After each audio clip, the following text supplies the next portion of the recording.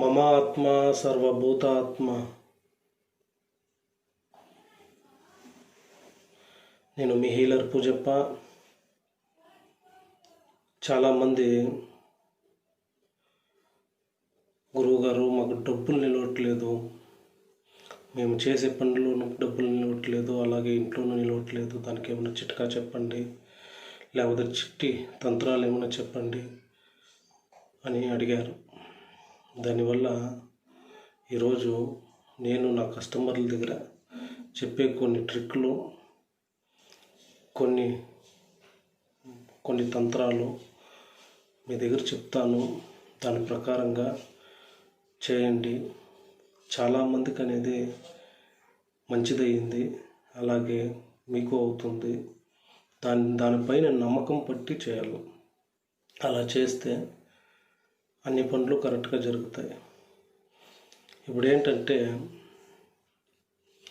చిట్టి తంత్రాలు. చాలామంది మీరు చూసే ఉంటారు. కొంతమంది గురువులు కానీ, లేకపోతే శాస్త్రం చెప్పేవాళ్ళు కానీ, ఇలాంటి వాళ్ళంతా కొన్ని తాయిత్లు అనేది కడుతూ ఉంటారు, కొన్ని మంత్రాలు అనేది చెప్తూ ఉంటారు. ఇలా అనేది ఎందుకు చేస్తారో వాళ్ళకి మంచిది కావాలా. కొంతమందికి, చాలామందికి అనేది దాంట్లో మంచిదయ్యే అవకాశాలు ఉన్నాయి. కొంతమందికి కొన్ని కాకుండా ఉండేవి ఉన్నాయి. కాకుండా ఉండేది ఎందుకు అంటే వాళ్ళు చేసే పని పైన పాజిటివ్నెస్, మనసు తృప్తిగా చేస్తే ఆ పనులు అనేది 100% జరుగుతాయి. కొన్ని వాళ్ళు ఏమో పనుల్లో వండుకొని ఎలా అంటే అలా, ఎవరి దగ్గర అంటే అట్లా మాట్లాడుకుంటూ ఆ పనులు అనేది చేస్తే అవి కొన్ని జరుగు. అలా అనేది కొందరు జరుగుతూనే ఉంటాయి. ఇప్పుడు ఒకరి దగ్గర పోయి మీరు చేయించుకునే దానికన్నా మీరే మీ ఇంట్లో, మీ వ్యాపార స్థలంలో ఎలా చేయాలి అనేది నేను ఇప్పుడు కొన్ని ట్రిక్లు అనేది చెప్తాను, కొన్ని చిట్కాలు అనేది చెప్తాను. దాని ప్రకారంగా ట్రై చేయండి. అనుకున్న పనులు అన్నీ అవుతాయి. కొన్ని పచ్చారంగిట్లు ఉంటాయి. ఆ పచ్చారంగిట్లో పోతే లక్ష్మీ గవ్వలు అని అడగండి. లక్ష్మీ గవ్వలు అనేది, ఈ గవ్వల్లో చాలా గవ్వలు అనేది ఉంటాయి. చాలా రకాలైన గవ్వలు, నల్ల గవ్వలు ఉన్నాయి, తెల్ల గవ్వలు ఉన్నాయి, బ్లూ కలర్గా ఉండే గవ్వలు ఉన్నాయి. ఇలా చాలా అనేది ఉంటాయి. మీరు లక్ష్మీ గవ్వలు ఎలా ఉంటాయంటే తెలుపు రంగులో ఉంటాయి. పైన మాత్రం పసుపుగా ఉంటుంది, పసుపు కలర్గా ఉంటుంది. దాని అనేది తీసుకోవాలి. 9 గవ్వలు అనేది తీసుకోండి. 9 వాళ్ళు ఇయ్యరు, 10 గవ్వలు ఇస్తారు. దాంట్లో 9 గవ్వలు అనేది మీరు ఎత్తుకోండి. మన గంగాజలము అనే చిక్కుతుంది. కొంతమంది గంగాజలం చిక్కకపోతే ఈ రోజ్ వాటర్ కూడా తీసుకోవచ్చు. గంగాజలం ఆన్లైన్లో అంతా చిక్కుతుంది. కొంతమంది గంగాజలం అనేది ఆన్లైన్లో అమ్ముతారు. దాన్ని కూడా తీసుకోండి. తీసుకొని దాంట్లో కుంకుమ పువ్వు, మీకు కుంకుమ పువ్వు చిక్కుతుంది ఎక్కడన్నా పోతే. కొందరు ఒరిజినల్ అమ్ముతారు, కొందరు డూప్లికేట్ అమ్మేవాళ్ళు ఉంటారు. ఒక 50 రూపాయలు చాలా అయినా కూడా కుంకుమ పువ్వు అనేది తీసుకోండి.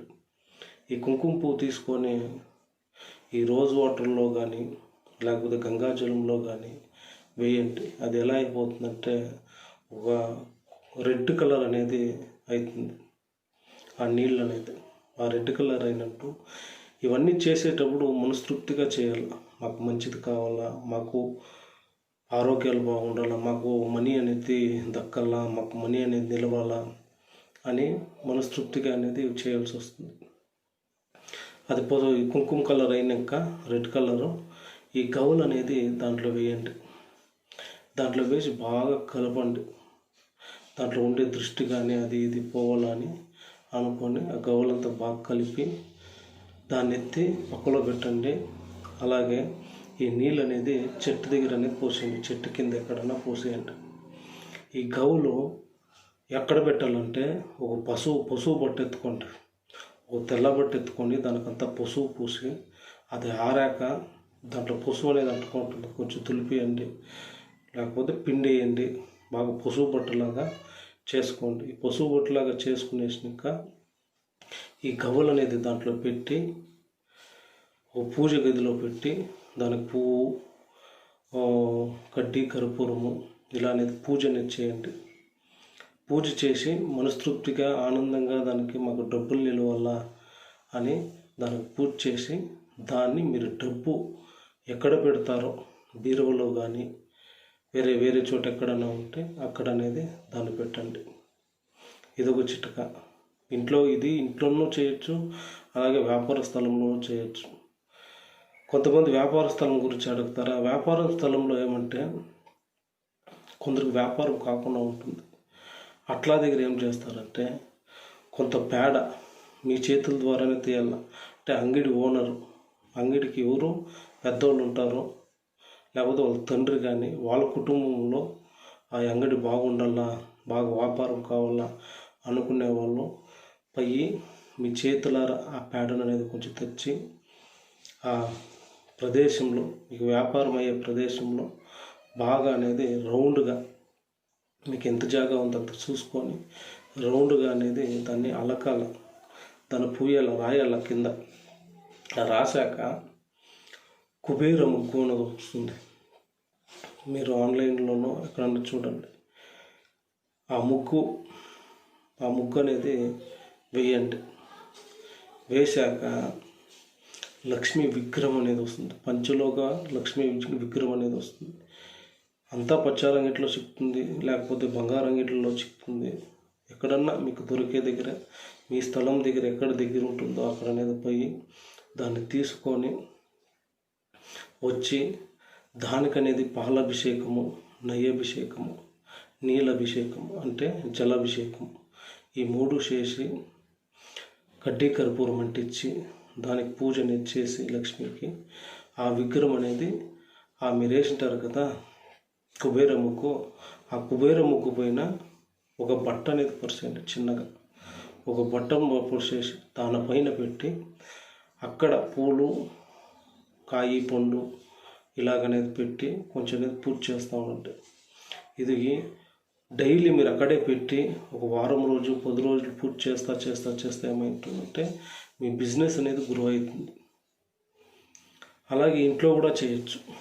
దీన్ని ఇంట్లోనూ చేయొచ్చు, బిజినెస్ చోట చేయొచ్చు.